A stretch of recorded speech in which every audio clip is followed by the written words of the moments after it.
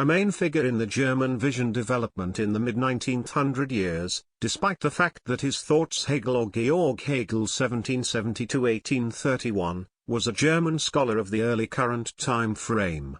He went a long ways past prior Kantianism, and he established his own school of Hegelianism. He has been known as the Aristotle of current times, and he utilized his arrangement of rationalizations to make sense of the entire of the historical backdrop of reasoning, science, craftsmanship, legislative issues and religion. Regardless of charges of obscurantism and pseudo-reasoning, Hegel is in many cases thought about the highest point of mid-19th century German idea. His impact has been huge, both inside way of thinking and in different sciences, and he came to significantly affect numerous future philosophical schools, whether they upheld or went against his thoughts, not the least of which was the communism of Karl Marx, which was to affect the political scene of the 20th 100 years. Life.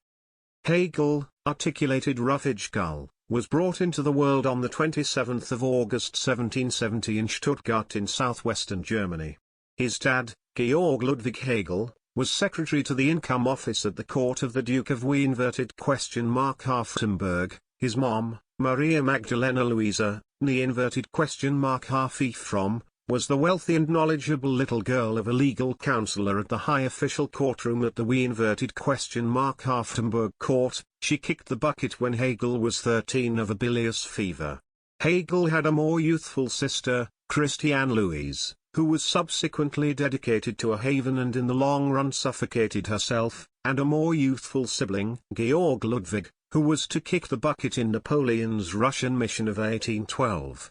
At 3 years old, Hegel went to the German school, and entered the Latin school at age 5, and afterward went to Stuttgart's Exercise Center Illustre Secondary School from 1784 to 1788. He was a serious, dedicated and effective understudy, and a ravenous peruser since early on, including Shakespeare, the old Greek rationalists, the Book of Scriptures and German writing. Notwithstanding German and Latin, he learned Greek, Hebrew, French, and English. At 18 years old, he entered the Hafbinger Stift, a Protestant theological school joined to the College of Hafbingen, where 2 individual understudies were to become essential to his turn of events, the writer Friedrich Hölderlin, 1770–1843, and the more youthful splendid logician to-be Friedrich Schelling. The 3 turned out to be dear companions, sharing an abhorrence for the prohibitive climate of the theological college. And Friedrich Schelling before long started to be keen on the hypothetical discussions on Kantian way of thinking, despite the fact that Hegel's own basic commitment with Kant didn't happen until some other time, around 1800. Having moved on from the Hafbingen Theological College in 1793, Hegel became house mentor to a distinguished family in Bern, Switzerland, and afterward took a comparative situation in Frankfurt am Principal from 1797 to 1801. During this time he delivered a few early deals with Christianity, and his companion Hölderlin started to apply an undeniably significant effect on his idea. In 1801, Hegel got a situation as an unsalaried teacher at the College of Jena, with the consolation of his close buddy Schelling, who was uncommon teacher there. He addressed on rationale and transcendentalism and, with Schelling, gave joint talks on and prologue to the thought and cut-off points of genuine way of thinking and held a philosophical disputorium.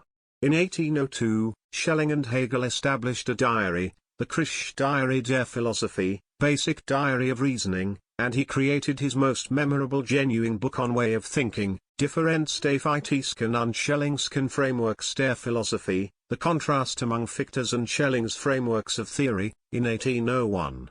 In 1805, the college elevated Hegel to the place of uncommon teacher, albeit still unsalaried, and, under some monetary strain, he drew out the book which acquainted his arrangement of reasoning with the world, Phenomenologie des Geistes, Phenomenology of Psyche, in 1807, soon after. Napoleon Bonaparte, whom Hegel enormously appreciated, had entered the city of Jena and shut the college. That very year, he had an ill-conceived child, Georg Ludwig Friedrich Fischer, by his landlord, Christiane Burkhardt, who had been deserted by her better half. Be that as it may, unfit to find more reasonable business, he was then compelled to move from Jena and to acknowledge a situation as proofreader of a paper, the Bamberger Zeitung, in Bamberg. From 1808 until 1816, he was head administrator of an exercise center in Nuremberg, where he adjusted his phenomenology of psyche for use in the homeroom, and fostered the possibility of a thorough reference book of the philosophical sciences, later distributed in 1817. In 1811, he wedded Marie Helena Susanna von Tucker, the oldest little girl of a representative, and they had two children, Carl Friedrich Wilhelm in 1813 and Emmanuel Thomas Christian in 1814, and, in 1817, his ill-conceived child, Ludwig Fischer, who was by then stranded, joined the Hegel family. This period saw the distribution of his subsequent significant work, Wissenschaft der Logik, Study of Rationale, in 3 volumes in 1812, 1813 and 1816.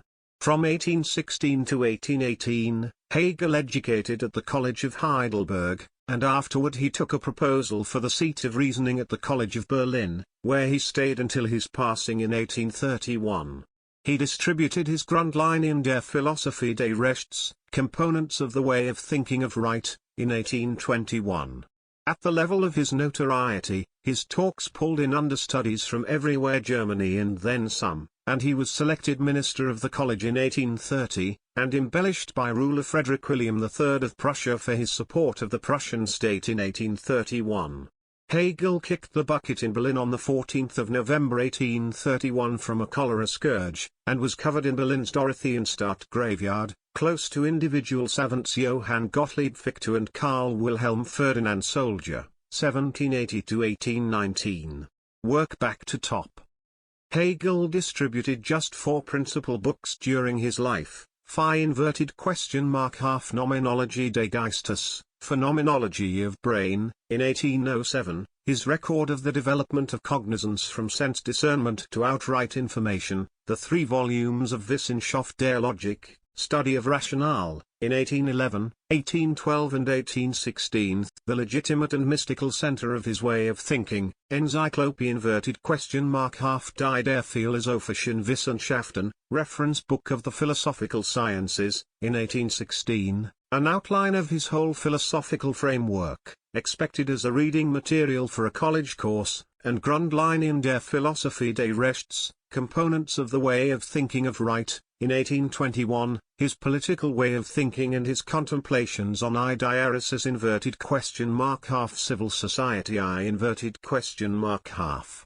Various different deals with the way of thinking of history, reasoning of religion, feel, and the historical backdrop of theory were assembled from the talk notes of his understudies and distributed post-mortem. His works have gained notoriety for their dynamics and trouble. No less a scholarly than Bertrand Russell guaranteed that Hegel was the absolute most troublesome thinker to comprehend, and for the broadness of the subjects they endeavor to cover. These challenges are amplified for those perusing him in interpretation, since his philosophical language and wording in German frequently don't have direct analogues in different dialects. For example, his fundamental term Geist is generally interpreted as psyche or soul, yet these still don't cover the full profundity of importance of the word. Hegel's idea should be visible as a component of a movement of rationalists, returning to Plato, Aristotle, Plotinus, Leibniz, Spinoza, Rousseau and Kant, who can commonly be portrayed as visionaries, and who viewed opportunity or self-assurance as genuine, and as having significant ontological ramifications for soul or brain or holiness. He fostered another type of reasoning and rationale, which he called speculative explanation, which incorporates the more renowned idea of argument, to attempt to defeat what he saw as the restrictions of both good judgment and of customary way of thinking at getting a handle on philosophical issues and the connection among thought and reality. His strategy was regardless super-essential ideas, like being and nothing, and to foster these through a long grouping of elaborations towards arrangements that appear as a progression of ideas. He utilized the attempted and tried course of persuasion, which traces all the way back to Aristotle and includes settling a postulation and its contradicting direct opposite into a blend, yet declared that this legitimate cycle was not simply a question of structure as isolated from content, however had applications and repercussions in reality. He likewise took the idea of the rationalization above and beyond, contending that the new blend isn't the last reality of the situation, yet rather turned into the new proposal with its relating absolute opposite and amalgamation. This cycle would proceed actually endlessly, until arriving at a definitive combination, which is what Hegel called the outright thought. Hegel's vitally philosophical venture, then, at that point, was to take the inconsistencies and strains he saw all through current way of thinking, culture and society, and decipher them as a component of an extensive, developing, reasonable solidarity that, in various settings, he called the outright thought or outright information. He accepted that everything was interrelated and that the partition of reality into discrete parts, as all thinkers since Aristotle had done, was off base. He supported a sort of generally disapproved of outright vision, created out of the supernatural optimism of Immanuel Kant, in which the universe would understand its profound expected through the improvement of human culture, and in which psyche and nature should be visible as two deliberations of one unbreakable entire soul. In any case, the customary triadic persuasive understanding of Hegel's methodology, proposal, direct opposite, amalgamation, is maybe excessively oversimplified. According to Hegel's perspective, investigation of any clearly basic character or solidarity uncovers fundamental internal inconsistencies.